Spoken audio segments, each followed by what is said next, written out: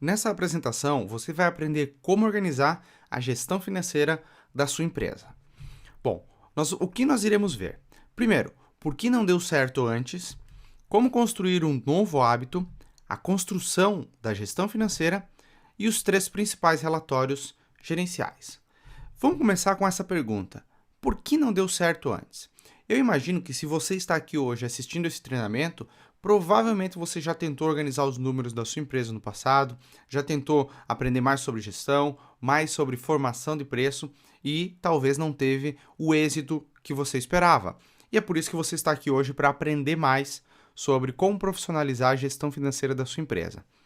E o primeiro ponto nessa reflexão é que as histórias se repetem nas academias do mundo todo. Como assim, Renan? O que a academia tem a ver com a minha empresa?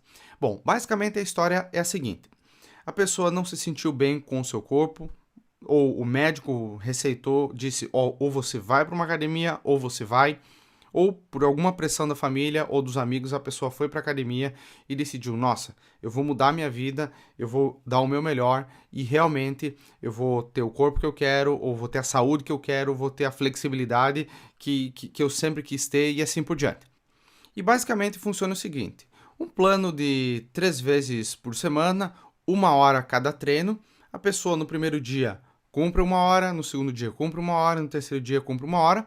Na segunda semana, ela começa a tomar gosto por ir na academia, talvez encontre um amigo, talvez encontre amigas, e acaba se tornando prazeroso. Ela começa a ver resultado, começa a, enfim, notar algumas coisas mudando no corpo. E aí, na segunda semana, era para ir 3 vezes, essa pessoa vai 5 vezes, e ao invés de ficar 1 hora, ela fica 1 hora e 15, 1 hora e meia, até que na terceira semana, no primeiro treino, começa a semana chovendo, esfria um pouco, ela coloca um pouquinho mais de peso ou faz alguns exercícios errados e pronto, já tem uma lesãozinha, já se machuca. E aí o que acontece? Ao invés de ir 3 vezes na semana, essa pessoa talvez vai 2. Na semana seguinte, ela vai só uma, por conta que, além de ter esfriado, tem mais coisas para fazer no trabalho e surgiu algum outro compromisso. Na quarta ou na quinta semana, essa pessoa não vai a semana inteira. Depois, na sexta semana, ela vai 1 ou 2 vezes, até que ela desiste de ir na academia. Por que eu estou contando isso? Por que isso é importante? Porque quando você começa um novo projeto, que você pretende que ele seja de médio ou longo prazo, que você pretende manter a saúde por muito tempo, você não deve focar no resultado, em emagrecer, em ficar forte, em ter flexibilidade ou qualquer coisa do tipo no primeiro mês ou nos primeiros 2 meses. Você precisa focar em criar o hábito de frequentar a academia. E por que eu estou contando isso? Porque que eu estou dando esse exemplo de uma academia? Porque para implementar a gestão financeira na sua empresa, exige controlar os números. E para isso é uma tarefa que precisa ser diária, precisa ser feita diariamente. Para isso, você precisa criar um novo hábito. O maior erro que as pessoas cometem quando começam a implementar a gestão financeira, começam a controlar os números, a história é mais ou menos a seguinte: a pessoa não controlava nada dos números até então, ela compra um sistema, ela assiste um treinamento e ela coloca na cabeça o seguinte: nossa, a partir de hoje eu vou controlar cada centavo, 4 casas depois da vírgula e vai ser tudo perfeito. No início do controle, você não deve focar em tentar controlar tudo, 3, 4 casas depois da vírgula, gerar todos os relatórios. Você não deve fazer isso. Por quê? Porque, voltando ao nosso exemplo da academia, se você tentar fazer 5 dias por semana, 2 horas por dia, você não está acostumado a ter esse novo hábito de ir na academia, por exemplo. Então, o que você vai estar fazendo é prejudicando a construção desse novo hábito. No início, quando você estiver implementando gestão financeira, você não deve focar. No primeiro mês, provavelmente, você não vai ter todos os números 100%, todos controlados, com todos os relatórios e tudo perfeito. Isso porque você vai cometer alguns erros. Isso é normal. Normal. No início, no primeiro mês, você precisa focar em construir hábito de fazer lançamentos e de controlar os números do seu negócio. Se você fizer nesses primeiros 30 dias, nesses primeiros 60 dias, se você construir esse hábito de maneira forte, de maneira correta, pronto, você nunca mais vai ter qualquer problema com números, porque você construiu um hábito. E depois que ele está forte na sua mente, você faz isso no piloto automático. Não é mais trabalho para você, é simplesmente uma rotina como outra qualquer que está no seu dia a dia, assim como fazer um café, assim como escovar os dentes e assim por diante. Uma frase muito bacana que eu li no livro A Única Coisa é a seguinte: as pessoas não escolhem seus futuros, elas escolhem seus hábitos, e os seus hábitos determinam seus futuros. O segredo para se implementar a gestão financeira na sua empresa é utilizar a lógica da construção. Não comece querendo ser um CFO, que é basicamente o chefe de finanças do escritório. Você precisa focar primeiro na construção de novos hábitos. E é isso que a gente vai falar agora. Como construir um novo hábito? Bom, qualquer hábito que a gente tem na nossa vida, ele é composto de 3 etapas. A primeira etapa é o gatilho, a segunda etapa é a ação e a terceira etapa é a recompensa. E esse ciclo de gatilho, ação e recompensa, ele se retroalimenta. Por exemplo, esse é um hábito meu, um péssimo hábito por sinal, de roer unhas. Então, eu estava trabalhando no meu computador, ficava estressado com alguma coisa, algum software não estava funcionando, o trabalho não estava indo na velocidade que eu gostaria e na qualidade que eu gostaria que fosse, isso gerava estresse em mim. Então, o que eu fazia? Começava a roer unhas, automaticamente. E qual que era a recompensa para o meu cérebro? Uma certa dose de alívio de estresse. Como eu não podia sair da frente do meu computador e dar um mergulho na piscina ou fazer qualquer outra coisa, eu tinha que continuar trabalhando, a solução inconsciente que eu encontrava era roer unhas. E aí você imagina, péssimo hábito, as unhas ficavam muito feias, além de, enfim, todos os problemas que isso acaba causando. Porém, quanto mais eu roía unhas, mais forte esse hábito ficava em mim. E depois que eu aprendi sobre o poder desses hábitos e entendi como funcionava o mecanismo, eu não podia mudar o gatilho, eu não podia me livrar completamente do estresse ou impedir que algo me estressasse, como um trabalho que não está sendo bem feito, na velocidade que deveria ser feito. Eu não tinha como me proteger disso. Então, a única coisa que eu podia fazer é tentar mudar a ação que está ali no meio em vermelho. Então, eu conscientemente construí um novo hábito para substituir esse. Por exemplo, toda vez que eu estava trabalhando e por algum motivo as coisas não estavam indo como eu gostaria, eu me sentia estressado, então o gatilho era o estresse, era o que desencadeava um novo hábito. E a ação, ao invés de roer unha, eu conscientemente substituí por estralar os dedos. Isso gerava uma recompensa, que é um alívio momentâneo do estresse. E cada vez que eu repetia e repetia esse novo hábito, eu deixava o antigo cada vez mais fraco e esse novo hábito cada vez mais forte. Bom, estudos mostram que um novo hábito leva, em média, 66 dias para ser consolidado no nosso cérebro. Então, qualquer novo hábito que você queira construir ou qualquer hábito que você queira modificar, em média, em torno de 66 dias vai demorar para ser consolidado. É lógico que isso é uma média. Por exemplo, se você tem o hábito de fumar ou de beber, provavelmente vai ser muito mais difícil do que isso. Se você tem o hábito ruim de talvez roer unhas, como eu tinha, talvez em questão de semanas você consegue substituir esse novo hábito. E por que eu estou falando tudo isso? Vamos aproveitar agora esse conhecimento que nós temos sobre como construir ou modificar um hábito para utilizarmos na gestão financeira de nossas empresas. Então, eu vou desenhar um ciclo de um hábito aqui na tela, de um possível hábito que você poderia utilizar na sua empresa. Então, por exemplo, o primeiro passo, o gatilho que deflagra a sequência de eventos, seria o recebimento, por exemplo, de uma venda ou a realização de uma venda. A ação que você pode atrelar a esse gatilho é lançar um recebimento. Então, por exemplo, fiz uma venda no valor de R$500, por exemplo. Logo em seguida, eu vou lançar no sistema essa venda, porém, a gente precisa atrelar uma recompensa a essa ação. Qual seria a recompensa? Nós poderíamos, logo em seguida, logo que nós terminamos de fazer um lançamento, ir até uma sessão de contas para ver o saldo da nossa conta crescendo no valor da venda. Então, por exemplo, você tinha um saldo de R$1.000, fez uma venda de 500, lançou, logo em seguida nós vamos para a sessão de saldo e vamos ver que o saldo saiu de R$1.000 para R$1.500. Eu imagino que isso pode trazer conforto, pode trazer uma sensação de alívio ou uma sensação de estar na direção certa para o empresário. Afinal de contas, ele está vendendo cada vez mais. Nós precisamos atrelar essa recompensa ao gatilho. Então, com o tempo, esse ciclo vai se retroalimentando.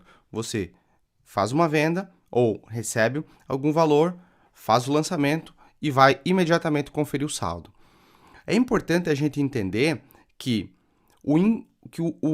o crucial aqui é a recompensa. Ou seja, quando nós lançamos uma venda, o seu cérebro vai começar a ansiar, vai começar a querer a recompensa, que é o quê? Ver que o saldo saiu de R$2.000 para R$3.000, por exemplo. Porém, para que ele tenha essa recompensa, ele precisa realizar uma ação ali no meio. Qual é a ação? Lançar de fato esse recebimento. Então, esse é o ciclo do hábito para recebimentos, para quando a gente realiza vendas. Mas e agora, para quando a gente realiza pagamentos? Qual é o ciclo do hábito? É muito parecido. A gente faz um pagamento, sai dinheiro da nossa conta ou simplesmente nós fizemos uma compra, temos a ação, que é lançar esse pagamento, e a recompensa também é ir conferir o saldo. Não, mas o saldo ele vai ser menor quando eu fizer um pagamento. E aí, isso vai trazer alguma recompensa? Sim, pode trazer, porque se você conferir o seu saldo do banco, e o saldo do banco está R$ 997,43, por exemplo, e você conferir o saldo no sistema, e o saldo no sistema está escrito R$ 997,43 exatamente, isso vai trazer uma sensação de alívio para você. O alívio é, estou fazendo tudo certo, estou lançando tudo certo, o meu controle financeiro está perfeito. E, de novo, esse ciclo vai se retroalimentar. Então, o que eu sugiro para você é criar esses ciclos de hábitos, tá?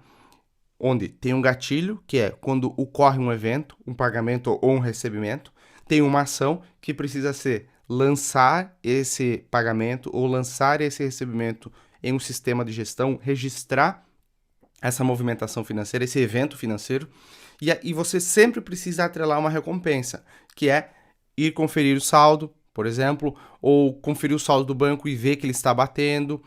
Qualquer recompensa que você consiga obter algum prazer momentâneo de saber que está indo no caminho certo, ou que está vendendo mais, ou que está tendo controle financeiro da sua empresa. Quanto mais você fizer isso, mais forte vai ficar esse hábito e automaticamente, quando você fizer um pagamento, você já vai se ver lançando no sistema. Ou automaticamente, quando você receber qualquer valor, você já vai se ver lançando no sistema. Vai ser, enfim, automático, como escovar os dentes, como eu já disse, como fazer café e assim por diante. Lembrando que o tempo médio para que isso se torne um hábito realmente forte é em torno de 66 dias. Não estou dizendo que vai demorar 66 dias para você ver algum resultado na gestão financeira da sua empresa, não. É que até, em média, 66 dias, esse hábito está um pouco fraco ainda. Ele não está consolidado na sua mente. Depois de 2 meses fazendo esse trabalho, pronto, você tem isso firme na sua mente e vai ficar muito mais fácil você continuar com esses controles. No início dessa aula, eu tinha falado que gestão financeira é uma construção. No primeiro mês, a gente não vai ter todos os relatórios perfeitos. No primeiro mês, nós vamos sim cometer alguns erros, mas é sobre isso que eu quero falar agora. As fases dessa construção. Quando você vai construir uma casa, quando você vai fazer qualquer projeto de construção, é dividido em fases. E com gestão financeira não é diferente. A primeira fase dessa construção é o controle. Ou seja, essa fase é fundamental. Por quê? O controle é basicamente a gente controlar os números da empresa, controlar tudo que entra e tudo que sai, fazer o registro dos eventos financeiros do nosso negócio. você acabou de ver como criar esse hábito de fazer registros e na próxima aula nós vamos ver como de fato fazer registros em um sistema de gestão financeira. Se nós não tivermos claro o controle, se nós não tivermos firme esse hábito, nós não vamos conseguir fazer bem feito nenhuma das etapas seguintes. Ou praticamente as próximas etapas você quase que não vai conseguir fazer elas, porque uma depende da outra. É, mais uma vez, como a construção do imóvel. Se você não tiver a base bem feita, provavelmente o telhado vai cair, ou provavelmente, enfim, vai dar problema na construção. A segunda fase é a análise. Ou seja, primeiro, controlar os números e a segunda fase é analisar esses controles. Qualquer sistema de gestão vai gerar alguns relatórios. Relatório de fluxo de caixa, o demonstrativo de resultados e assim por diante.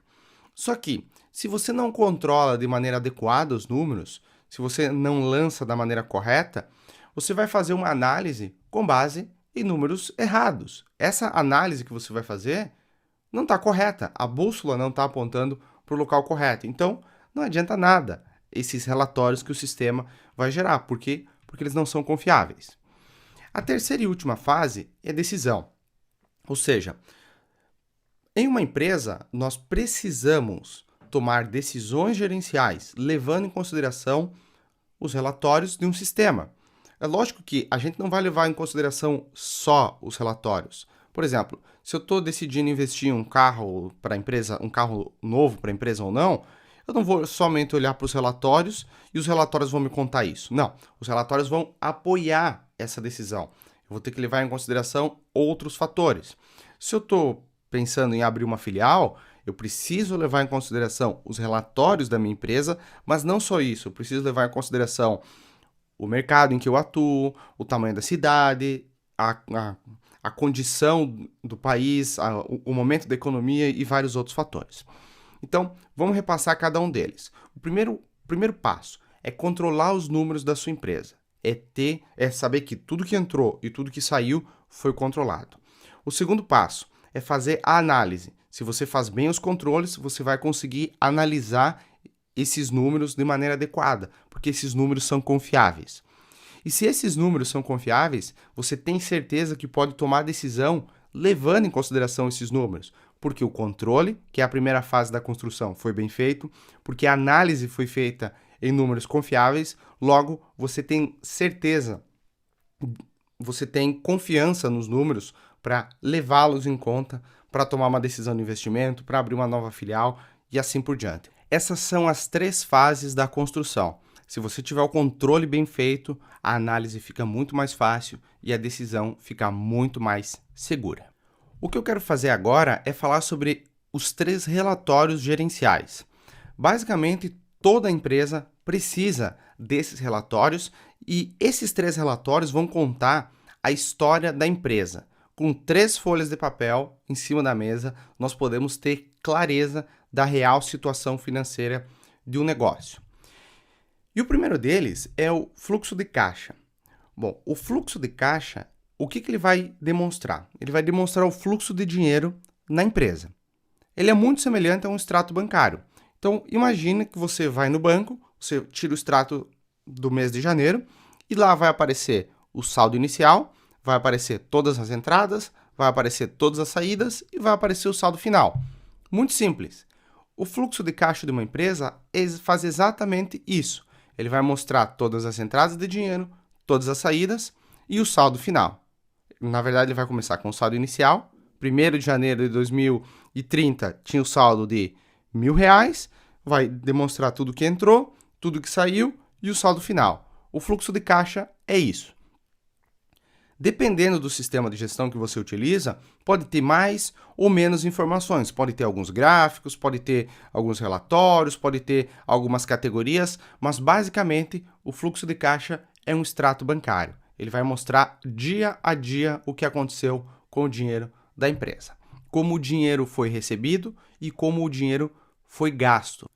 O nosso segundo relatório se chama Demonstrativo de Resultados do Exercício, ou também chamado de DRE.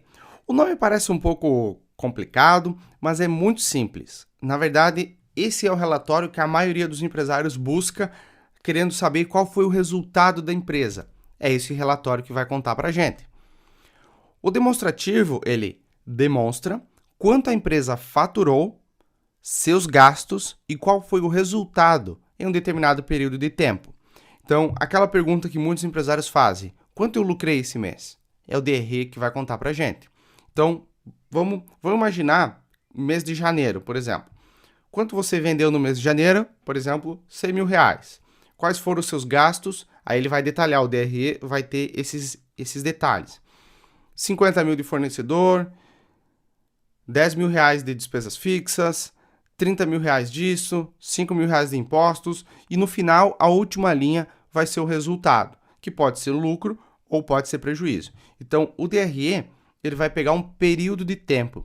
Geralmente aqui no Brasil nós trabalhamos com 30 dias, um mês ou um ano inteiro. Então você pode ter um DRE mensal e um DRE anual, de todo o ano, fazendo um resumo de tudo que aconteceu com a empresa.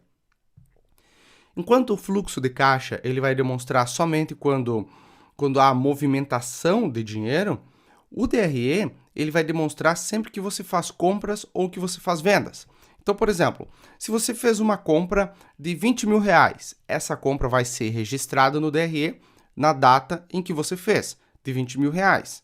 Renan, eu vou pagar essa conta, essa compra que eu fiz, eu vou pagar em 4 vezes, 4 parcelas de R$5.000.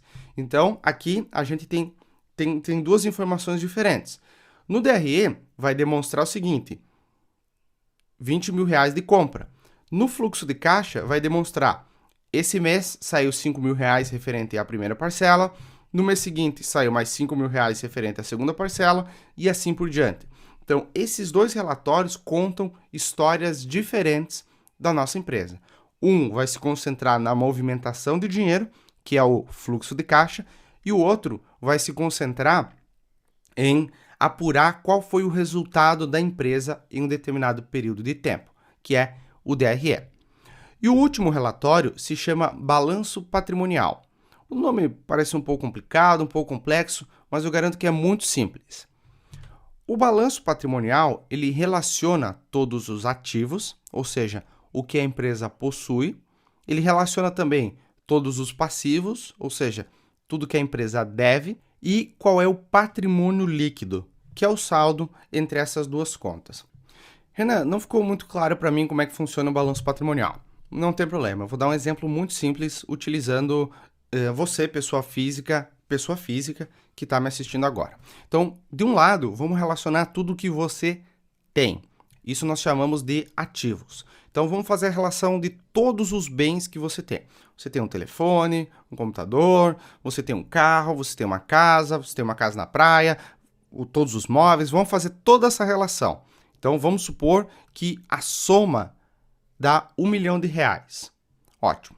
Agora, do outro lado do balanço patrimonial, vamos relacionar tudo o que você deve. Então, vamos colocar lá conta do cartão de crédito, o financiamento da casa que falta pagar, as parcelas que falta pagar, talvez o financiamento do carro e assim por diante. Vamos fazer a relação de tudo isso que você está devendo. Isso a gente chama de passivos. Então, vamos supor que relacionamos tudo e fizemos a soma de todos esses valores e chegamos ao número de R$300 mil, por exemplo. Isso contando financiamentos e tudo mais.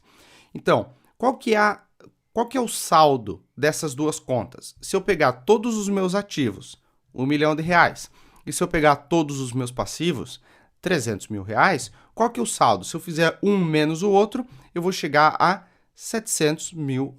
Então, eu tenho R$1 milhão de ativos e eu estou devendo, eu tenho R$300 mil de passivos, então o que realmente é meu é R$700 mil. Eu costumo usar como exemplo o seguinte, se eu pegar tudo o que eu tenho hoje, se eu pegar todos os meus ativos, vender todos esses ativos e pagar todas as contas que eu tenho, pagar todos os meus passivos, quanto sobra para mim? Esse número se chama patrimônio líquido. Nesse exemplo, digamos que você venda com telefone, computador, venda carro, venda casa, venda tudo o que você tem e pague todas as contas que você tem, no caso, R$300 mil de passivos, né? vai sobrar no seu bolso líquido 700 mil reais. Esse é o seu patrimônio líquido. Tudo bem? Então, vamos recapitular um por um. O primeiro deles, o fluxo de caixa, é a movimentação de dinheiro, é muito semelhante a um extrato bancário. O segundo deles é o demonstrativo de resultados do exercício. Então, geralmente, um período de 30 dias, um período mensal, nós vamos analisar quanto a empresa vendeu, quanto a empresa teve de gastos e qual foi o resultado da empresa. E o terceiro e o último é o balanço patrimonial, vai listar tudo que você tem, tudo que você deve e qual é o seu patrimônio líquido, que é, se eu vender todos os meus ativos, pagar todos os meus passivos, quanto sobra para mim. Esse é o seu patrimônio líquido. Renan, entendi os 3 relatórios, mas eu vou precisar fazer esses 3? Não. Eu tenho uma ótima notícia para você. Tanto o primeiro quanto o segundo, ou seja, tanto o fluxo de caixa quanto o demonstrativo de resultados do exercício, você não vai precisar criar eles à mão. Por quê? Se você utilizar um sistema de gestão financeira, sempre que você fizer lançamentos nesse sistema, o próprio software vai pegar essas informações e vai elaborar esses 2 relatórios, tanto o fluxo de caixa quanto o demonstrativo de resultados do exercício. Então, tudo que você precisa fazer é fazer os lançamentos da maneira correta e o sistema vai fazer todo o trabalho para você. A respeito do balanço patrimonial, nós temos 2 situações. A primeira delas, se talvez você for um MEI, um microempreendedor individual, você não precisa se preocupar com o balanço patrimonial agora. Você vai sim ver ele mais no futuro, quando a sua empresa crescer, mas você vai sentir a necessidade e, inclusive, vai ser obrigado por lei ter um balanço patrimonial. Agora, se você optando pelo simples, ou pelo lucro real, ou pelo lucro presumido, você é obrigado por lei a ter um contador fazendo a contabilidade da sua empresa e, portanto, você já tem um balanço patrimonial. Talvez você não saiba disso, talvez é mais um dos papéis que você assina no final do ano ou no início do ano que o seu contador envia para você. Mas, se você se encaixa nessas categorias, você pode entrar em contato com o seu contador e solicitar um balanço patrimonial do último ano ou um balanço patrimonial atualizado. E nesse documento você vai ver tudo que a sua empresa possui, tudo que a sua empresa deve e qual é o patrimônio líquido dela. Lembrando que o patrimônio líquido responde à pergunta de: se eu vender tudo que eu tenho hoje, pagar tudo que eu devo, quanto sobra para mim? Esse vai ser o seu patrimônio líquido. Na próxima aula, nós vamos ver os primeiros passos para começar a fazer os lançamentos em um sistema de gestão. E agora eu quero saber de você. Essa aula foi útil para você? Se esse conteúdo realmente está te ajudando, está abrindo seus olhos, deixa um comentário para mim aqui abaixo me contando o que você está achando desse treinamento gratuito. Isso é importantíssimo para eu saber se eu estou no caminho certo ou não. Meu nome é Renan Sassi e até a próxima aula.